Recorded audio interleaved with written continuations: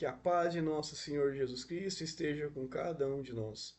E hoje é o nosso sexto dia de preparação para a consagração total a Jesus Cristo por meio de Maria, seguindo ali então os ensinamentos de São Luís Maria de Montfort, né, nos seus escritos, no seu livro do Tratado, né, da Verdadeira Devoção. E desde o primeiro dia nós estamos nos aprofundando, né, espiritualmente em renunciar aos espíritos malignos, os espíritos mundanos, né, que nos afasta da graça de Deus, da presença de Deus, do amor de Deus, né, que nos cega. E eu venho sempre falando e insistindo, dizendo que o demônio ele age no nosso intelectual, né? Nas nossas emoções e que todo pecado nos causa emoção. E é assim que ele controla a nossa ação, a nossa vontade, as nossas decisões. É assim que ele controla nossas decisões. Então temos que lembrar que o pecado de Eva, ela parte de uma decisão.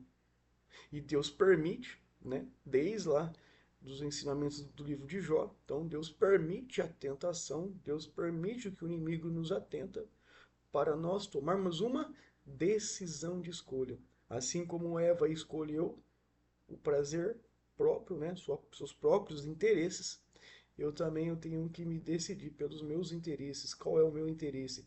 Me reconciliar com Deus e voltar para Deus, que é o sentido da vida, é a reconciliação com Deus, é a volta para casa. É como se fosse pecamos e agora estamos de castigo, precisamos reconquistar a confiança de Deus novamente.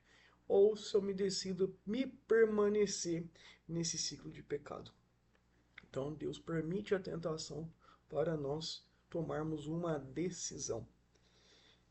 E nos 12 primeiros dias preliminares, né, dessa, do tratado, né, dessa preparação, nós temos que falar sobre essa renúncia, então, dos espíritos malignos. Se eu realmente quero voltar para a casa de Deus, se realmente eu quero ser considerado filho de Deus, eu preciso renunciar, eu preciso decidir renunciar e viver as promessas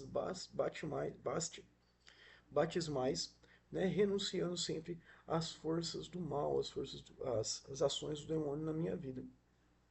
E eu falei que, né, que não tinha como, não tem como nós enxergarmos a ação maligna na nossa vida, né, as suas influências, se a nossa casa, se o nosso coração estiver desorganizado. Então, nos 5 primeiros dias nós viemos falando sobre ordem, o campo da ordem, né? Desde o nosso momento com Deus, de estar na presença de Deus através da oração, até passando por família, trabalho, descanso e vida social. Agora que já estamos, né, já praticando esses ensinamentos, já praticando essa organização dentro da nossa vida, né? É claro que não é uma coisa que a gente só faz um dia, serve por toda a vida, mas é uma constância todos os dias da nossa existência nesse mundo, né? Então entenda, acabou o tratado, passou 5 dias, não preciso mais me preocupar com a organização, porque está organizado. Não, é uma constância, né? O inimigo não vai deixar de tentar arrumar um jeito, uma brecha para poder fazer você se desordenar de novo e ficar mais fácil ali para ele continuar manipulando suas decisões, as suas ações, os seus discernimentos das coisas através das suas emoções. Então é uma constância, nós não podemos parar, tá? Achar que já está tudo certo, resolvido, né? Pode estar por um momento, às vezes o inimigo ele dá uma brecha para nós, né? Ele dá um descanso para nós, ele deixa achar que está tudo sob controle. Nossa, como eu estou vivendo aqui uma intimidade grande com Deus, não estou sendo mais tendo mais aquelas tentações, aquelas desordens na minha vida. De repente ele vem com uma voadora assim, acerta o peito da gente. Então, a gente tem que ficar esperto com o inimigo, ele é astuto, ele não tem pressa de fazer você pecar, ele não tem pressa, ele vai trabalhando enquanto ele te dá uma folguinha aí, tá? Então, pra gente ganhar essa autoconfiança, né, de achar que, pronto, agora eu venci. Ele quer que a gente sinta isso, porque isso nos traz depois uma certa moleza espiritual. Nós não podemos ter essa moleza espiritual, que faz parte ali das estratégias que ele usa, né? Então agora no sexto dia até o 12º dia nós vamos começar a olhar achar, a encontrar a ação dele na minha vida. Lembra que essa preparação não é sobre as pessoas, tá? Então tudo que nós falamos aqui, eles dizem, nossa, conheço alguém ou tem alguém dentro de casa que é assim. Não é sobre essa pessoa, é sobre mim, tá? É sobre nós que estamos fazendo a preparação. Esquece as pessoas, tá? Lembra daquele ensinamento de Jesus. Não tem como um cego que guiar outro cego, né? Não tem como. Não tem como um doente cuidar de outro doente. Então, eu preciso me cuidar, tratar da minha saúde espiritual, né? Eu preciso ter uma mudança espiritual para que depois eu consiga também, com a minha presença, só a minha presença, lembra que eu falei isso ontem, no vídeo de ontem, né? Que só eu mudando a minha vida, né? Refletindo a imagem de Deus, através das minhas ações, dos meus comportamentos, as pessoas já começam a notar. E isso começa a intrigar elas. Então não se preocupa com o próximo agora. É sobre mim, é sobre nós. Que eu preciso mudar primeiro. A gente tem a mania, nós seres humanos, de exigir que o outro muda, né? E nós continuamos na mesma. Mas a gente tem que parar com isso. A gente tem que olhar só para nós. O espelho na nossa frente. Né? A gente gosta de julgar as pessoas. Vamos julgar a gente. Como que eu sou? Como é que eu tô? É olhar só para nós. E se preocupar menos com o outro. Que depois que eu estiver curado, depois que eu estiver sarado em Deus, sendo essa imagem, essa luz que reflete a grandeza de Deus, o seu amor, a sua misericórdia, as suas virtudes, porque eu vou ser uma pessoa mais virtuosa, aí sim as pessoas naturalmente, ou elas vão se afastar de nós, porque a luz ela afasta mesmo as trevas, isso é normal, ou elas vão se aproximar de nós para experimentar essa coisa que ela não consegue entender, mas que mudou dentro de nós e que traz uma paz para o espírito dela. Tá? Então a gente tem que. Eu gosto de reforçar isso porque às vezes a gente está aqui e a gente começa a pensar nos outros. Né? Então vamos pensar só na gente. Agora é o nosso momento de descoberta, de renascimento. Jesus não fala lá pro, pro, lá no Evangelho que nós precisamos renascer no Espírito. É o nosso momento de renascer no Espírito Santo. Né? Então, o tratado nos traz esse privilégio, né, de renascer no Espírito Santo. Então, hoje, no sexto dia, nós vamos começar agora a enxergar as ações do inimigo através das. Como que eu posso dizer? Através das nossas atitudes. Através das nossas atitudes. Como é que o inimigo está agindo na minha vida? Será que eu sou uma pessoa assim que eu me considero às vezes muito mais inteligente que a outra, né? Sabe aquela pessoa que, será que eu não tenho aquelas atitudes às vezes de ver uma pessoa e querer achar que eu sou melhor do que ela, né? Será que eu sou melhor do que ela?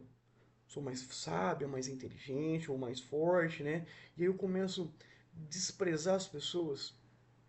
Aquela pessoa simples, humilde, que não tem nada para oferecer, e aí eu fico com aquela arrogância dentro de mim, né?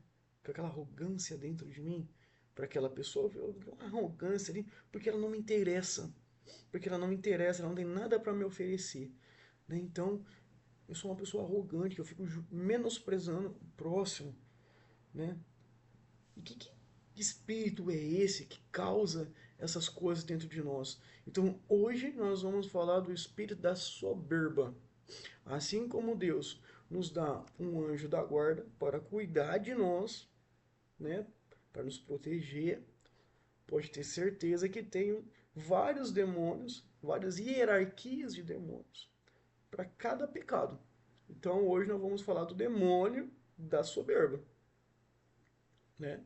Então nós vamos falar do demônio da soberba aí. Não é um não, são vários demônios que cuidam ali só da soberba.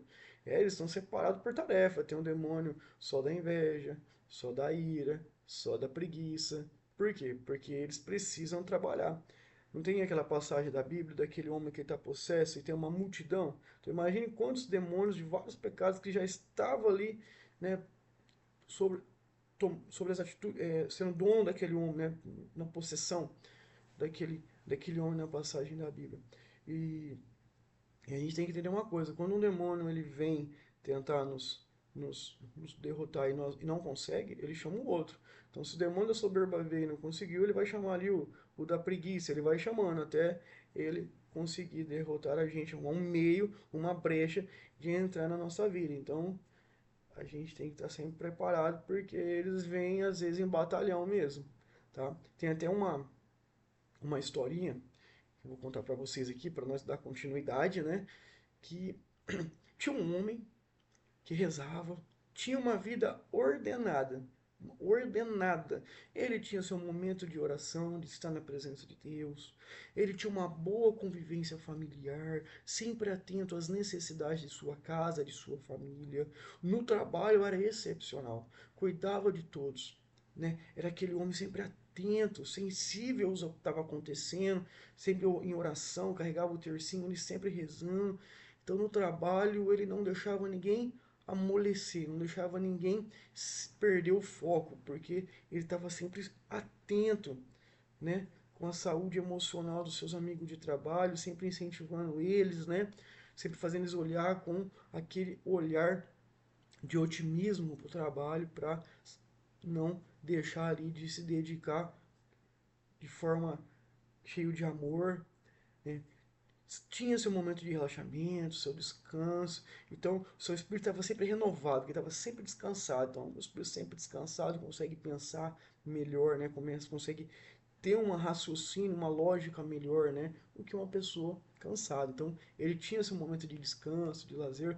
Sua vida social era um exemplo. Ele não se moldava pelo mundo, mas o ambiente se moldava segundo suas características. Então, era um homem muito organizado, um homem muito cheio de fé e oração. Era esse homem, né? Então, um demônio veio aqui tentar derrubar esse homem. E ele não conseguiu. Então, ele chamou mais um. Veio dois, não conseguiu. Veio três, não conseguiu. Veio uma legião de demônios tentando aqui desvirtuar esse homem, desviar ele do caminho de Deus e não conseguiu. Então os demônios chegaram lá todos revoltados no inferno e Lúcifer perguntou: por que vocês estão tudo aí revoltados, um alvoroço todo? Ah, sabe aquele cara lá que você mandou nós tentar? Nós não conseguimos vencer ele. Ele é muito ali, ó, muito organizado.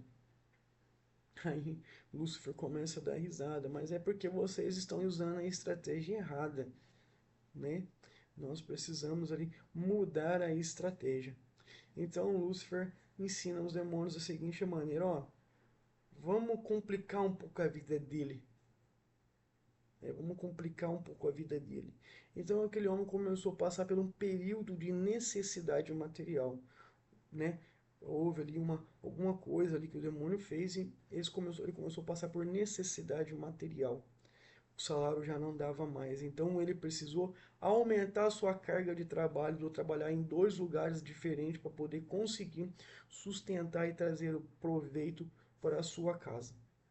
Então ele se deixou levar, né, pela a necessidade e começou a ter dois trabalhos ali para poder sustentar. Então trabalhava durante o dia e à noite ele trabalhava em outros lugares.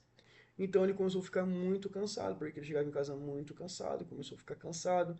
Teve um dia que ele não rezou, porque estava tão cansado que tomou banho, já deitou no sofá ali mesmo, ele dormiu. Então ele começou a ficar com uma vida muito agitada.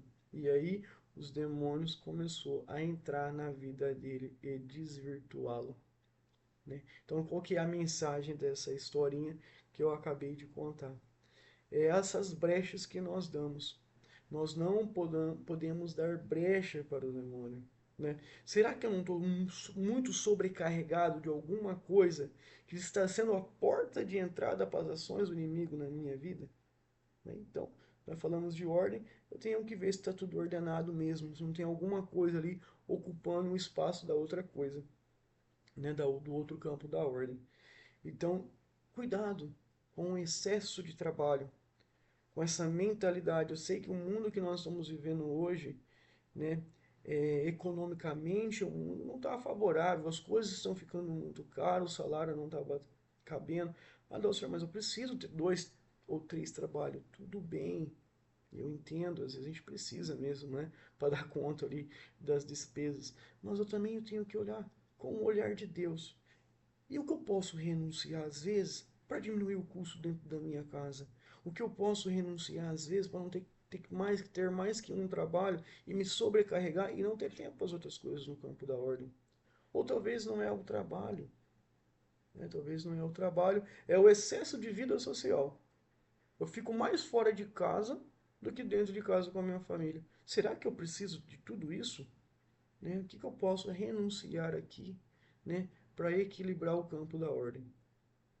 Porque agora eu vou começar a enxergar a ação dos demônios na minha vida. Então nós temos ali 7 campos que nós vamos aprofundar, né, de pecado, que são os 7 pecados capitais, que é a origem de todos os outros pecados, até chegar no pecado contra os mandamentos da lei de Deus, que é o pecado mais grave de todos, né? Então veja, lembra que quando Jesus dá aquele exemplo do adultério na Bíblia, né? Eu já não chego cometendo adultério logo de cara, só de eu pensar eu já pequei. Então eu começo com coisas pequenas, elas vão evoluindo até o ato final, né? É a emoção. É a emoção que o diabo vai causando na nossa vida e ele vai entrando por quê? Por essas pequenas brechas de desordens na nossa vida, que nós temos que estar sempre atentos.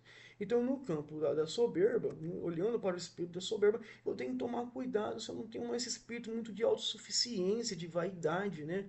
Sabe que às vezes em algum determinado momento a gente tem que estar sempre atento, não é só no dia de hoje não, mas sempre atento.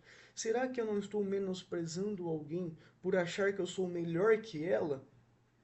Quando isso acontece na minha vida, eu já tenho que ligar a anteninha, porque é ali o espírito, né, do demônio tentando ali já desregular meu intelectual, as minhas emoções. E lembre-se, eu não sou melhor que ninguém. Eu posso ter qualidades que o outro não tem, mas o outro também vai ter qualidades que eu não tenho. E nós temos que somar. A vida em comunidade é o melhor do outro com o meu melhor, que gera uma comunidade mais santa, mais justa, mais unida, né? Mas muitas vezes não, a gente quer selecionar, a gente quer escolher. E lembra que Jesus usa os mais humildes, aqueles que parece que não tem nada a oferecer para nós. Então eu tenho que tomar cuidado como é o meu comportamento diante de pessoas mais simples, mais humildes do que eu. Será que eu não estou subestimando? A forma de subestimar as pessoas é uma forma de orgulho, de soberba, né? De achar que somos melhores. Então temos que tomar cuidado com isso. Então será que eu estou subestimando demais as pessoas mais simples? No trabalho, na minha vida social, será que não tem aquela pessoa que eu subestimo demais ela? Isso é o espírito aqui da soberba querendo me causar uma emoção para me desviar, né? Sabe, ou será que eu não sou aquele tipo de pessoa que eu gosto de ser vista? Nossa, como eu gosto de ser vista, como eu gosto que as pessoas ficam me elogiando, né? Então, essa busca incansável pelo elogio do próximo, pelo reconhecimento do próximo, é o pagamento do mundo, não é o pagamento de Deus. Né? Então, ficar buscando o elogio, esse auto-reconhecimento das pessoas o tempo todo, isso também é o espírito da soberba. E o interessante aqui, que às vezes nós somos assim, né? Querendo os elogios das pessoas. Mas a gente não se vê soberbo, porque realmente talvez nós não somos uma pessoa soberba, orgulhosa. Às vezes, e aí como que, qual é essa porta, então, essa brecha que o inimigo usa? Aí muitas vezes nós temos que olhar para a nossa história.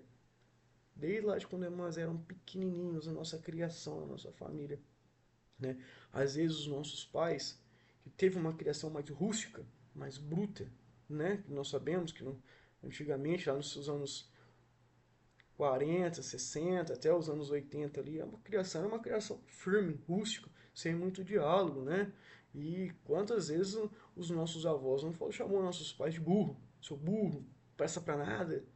E às vezes os nossos pais, sem perceber, passou isso para nossa educação.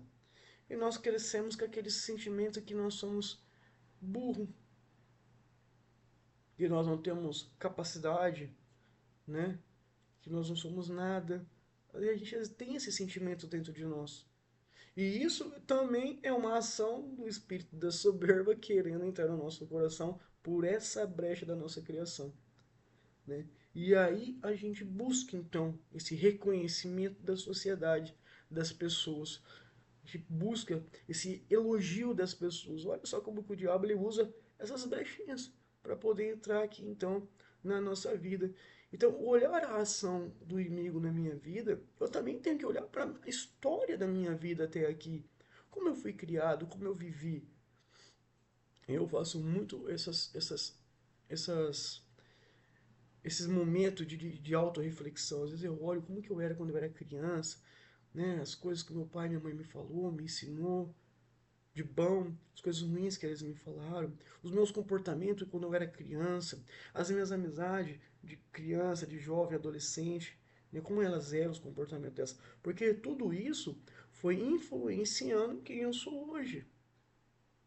Foram, foram gerando características em mim. E eu preciso ver o que eu fui aprendendo, absorvendo. Que às vezes eu absorvi alguma coisa ruim, a gente absorve, é normal.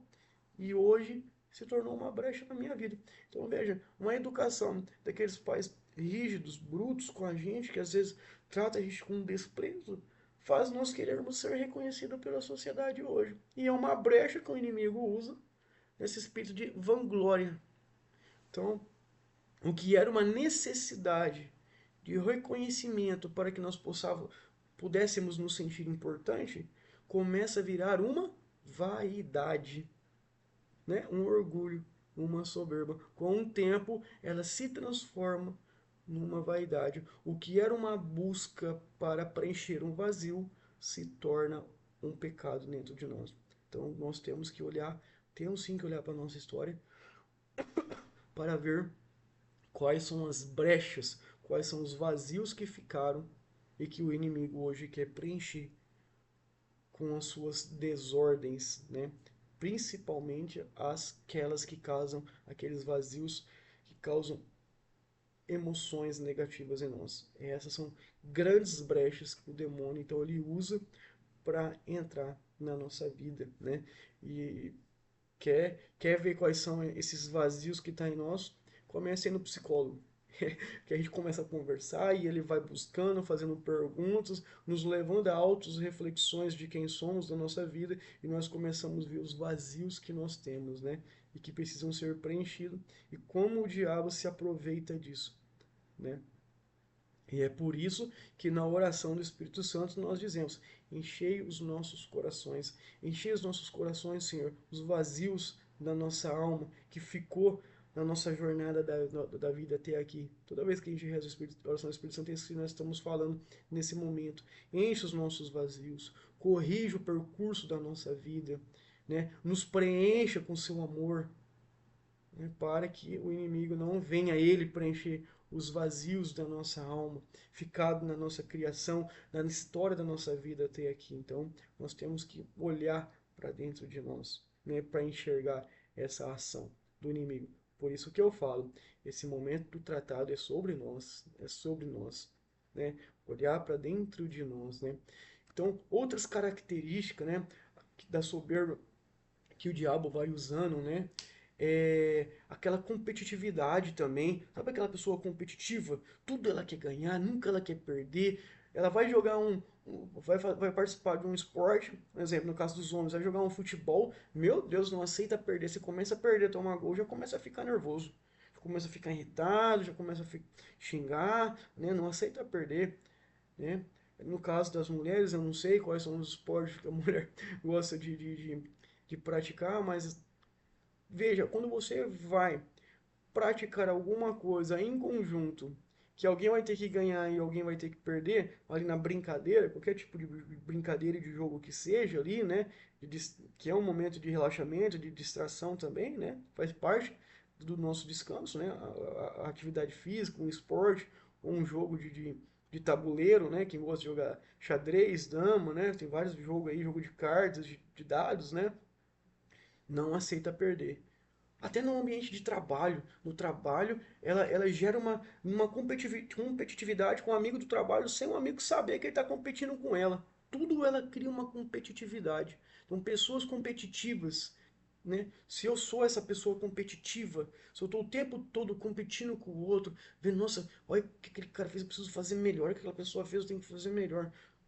Esse espírito competitivo é o espírito, né, do da soberba ali, tentando causar essas emoções dentro de nós para ir guiando as nossas ações. Então nós temos que tomar cuidado.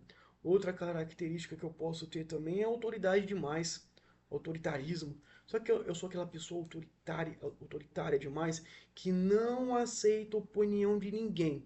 É o jeito que eu quero, como eu penso. Nossa, quando alguém vem me dar uma sugestão de alguma coisa, eu fico irritado. Eu fico nervoso, estressado.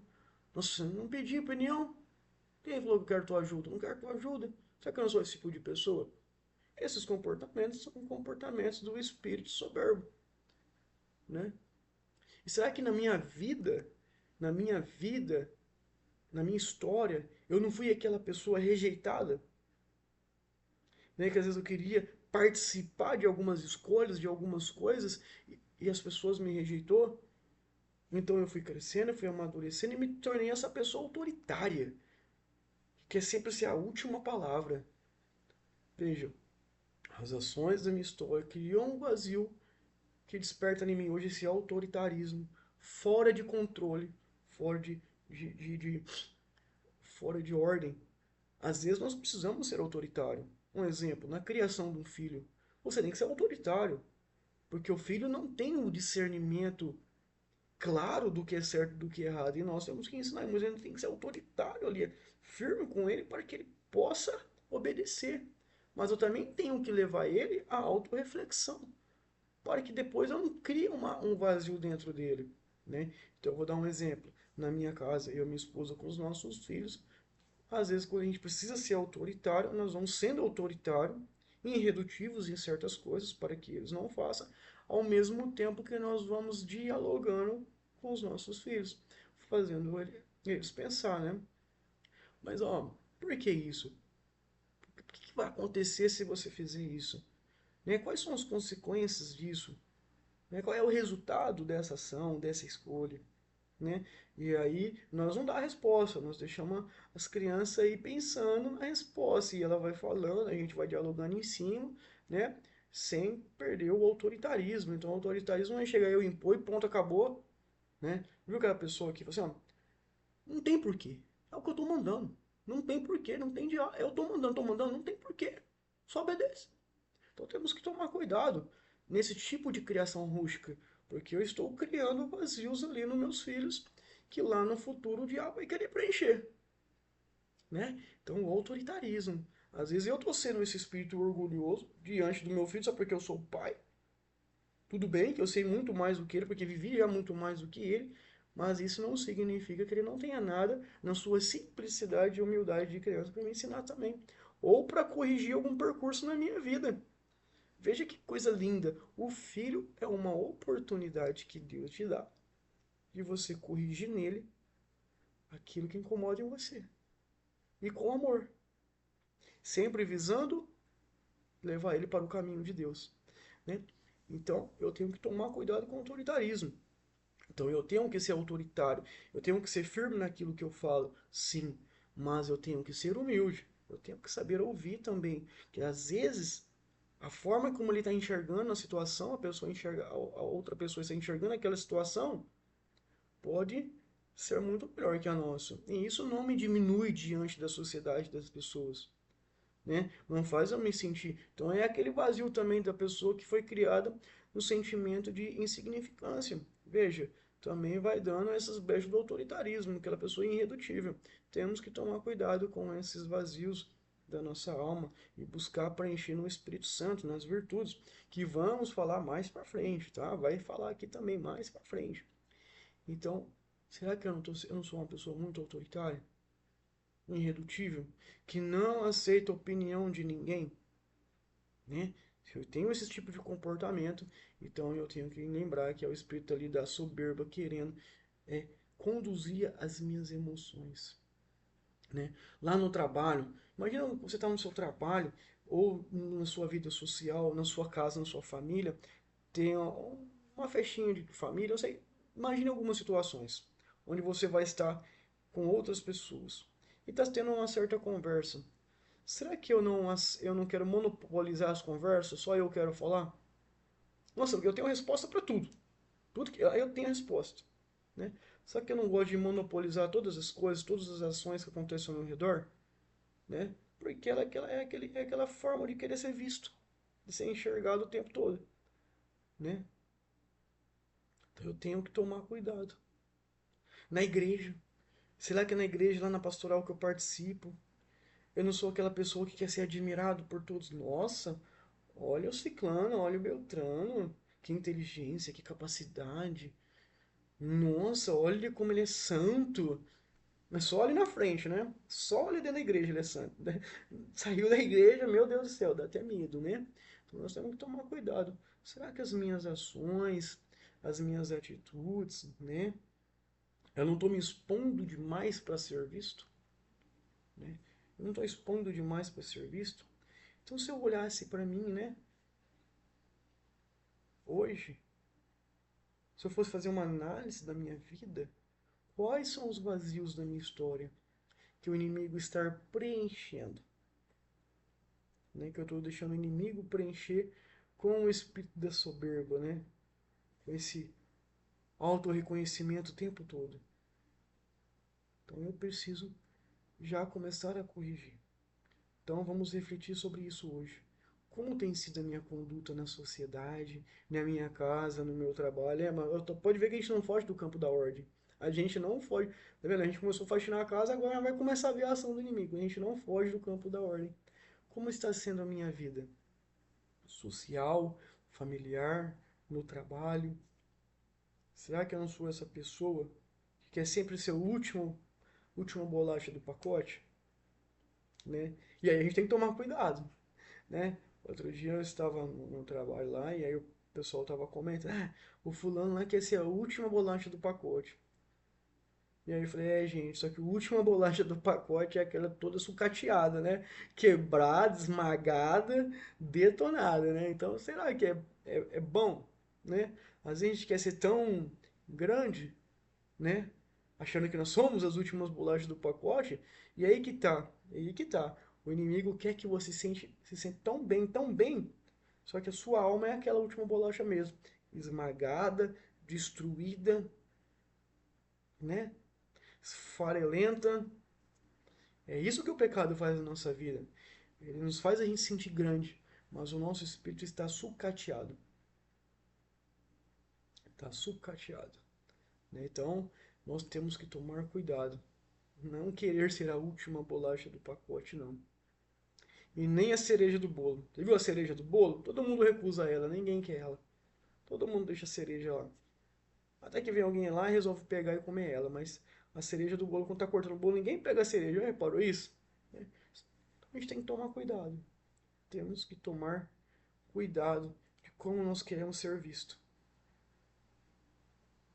né? Quando nós começarmos a falar de Maria, de Jesus Cristo, vai ser lá os 14 últimos dias, nós vamos ver isso. Essas virtudes de Maria, as virtudes de Jesus, que vai preencher esses vazios da nossa alma, da nossa história, que vai ressignificar a nossa vida, as nossas ações.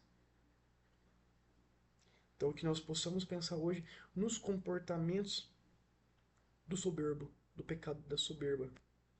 Se eu não estou tendo esses comportamentos, por pequenininho que seja, por mais que seja uma faísca, temos que tomar cuidado para não começar para não virar um fogaréu todo, né? Porque o fogo ele começa com uma faísca e queima tudo. Então nós temos que tomar cuidado, né? Pela essas ações do inimigo através do pecado da soberba. Então que eu posso olhar para dentro de mim hoje e enxergar os meus vazios que causa essas atitudes, essas ações de querer ser visto, reconhecido, elogiado, de querer mostrar grandeza, de querer mostrar. Sabe também, às vezes, quando a gente compra um carro novo e quer mostrar para todo mundo. Parece algo tão inocente, né? Nossa, comprei um carro novo, graças a Deus, era meu sonho. Desejei tanto comprar um carro novo. Sai mostrando para todo mundo. Comprou uma roupa, quer mostrar para todo mundo. São misérias dentro de nós que o demônio da soberba vai usando para nos causar a emoção da vanglória, para nos causar uma emoção de poder, aquela sensação de poder. E a sensação de poder, ela vai depois é, conduzindo as minhas ações. Aquilo que começa com algo tão inocente, com o vazio que era dentro de nós, se torna algo perigoso para nós, porque nos desvia de Deus e nos leva para o inferno. Então, que nós possamos hoje, o Espírito Santo possa ir nos iluminando e nos mostrando quais são os vazios que têm dado brecha para a ação da soberba na minha vida. Então, não se limita apenas a esse vídeo, né? Aqui é só uma direção, é só um direcionamento. Comece a pesquisar. Comece a pesquisar na sua casa durante o dia, se você puder. Quais são o comportamento de pessoa soberba, como ela age, como ela pensa, como ela fala, como ela se comporta dentro de casa, no trabalho, no ambiente social. Pesquisa, se aprofunde mais, para que você possa ver como é que você está agindo. Às vezes é aquele primeiro momento, você eu não tenho nada disso. Pô, achar que nós não temos nada disso já é uma glória, uma vanglória. Já é o espírito da soberba. É isso que ele quer que você pense. Você não tem nada disso. Todos nós temos uma faísca de todos os 7 pecados capitais. Você pode ter certeza disso. Mas às vezes ela está no começo ainda. Ela não criou aquele alvoroço todo dentro da nossa alma. Né? E às vezes eu já estou dentro da fumaça, desse fogo já da soberba. Agora já estou me enxergando dentro disso. Preciso me curar, me curo. Não significa que não possa voltar, porque o inimigo, enquanto nós estivermos vivo, vai continuar nos atentando. Vai, até na hora da nossa morte. Até na hora da nossa morte. É por isso que na Ave Maria nós pedimos para Nossa Senhora, rogai por nós pecadores agora, nessa vida, e na hora da nossa morte. Porque no momento da morte ali, que nós vamos para o nosso julgamento pessoal com Deus, onde nós vamos ver a nossa balança do bem e do mal, ele continua nos tentando, nos atentando. É por isso que nós pedimos para Nossa Senhora, me acompanhe por essa vida e me acompanhe pela morte também, até eu chegar no reino de vosso Filho. É isso que eu estou dizendo na oração da Ave Maria. Então não pensa que uma vez que você venceu o pecado, que ele não possa voltar. E às vezes ele volta mais forte. Lembra da historinha. O diabo vai procurar outras brechas. Você pode curar todos os vazios da sua alma. E ele vai começar a criar as suas próprias brechas depois. Então nós temos que estar sempre atento, sempre em oração. Por isso que eu tenho que ter todos os dias, primeiro campo da ordem, o meu momento de estar na presença de Deus, para que eu possa todos os dias fechar as brechas que o diabo abriu durante o dia da minha vida, para que a minha história seja renovada e me leve cada vez mais daqui para frente para próximo de Deus e cure tudo aquilo que ficou de vazio na minha alma daqui para trás. Amém? Que o Espírito Santo nos abençoe e nos dê o conhecimento, nos ajude nessa autorreflexão de hoje, para que eu possa enxergar aquilo que dentro de mim precisa ser mudado, curado, vencido no campo do pecado da soberba. Amém? Que Deus abençoe a todos.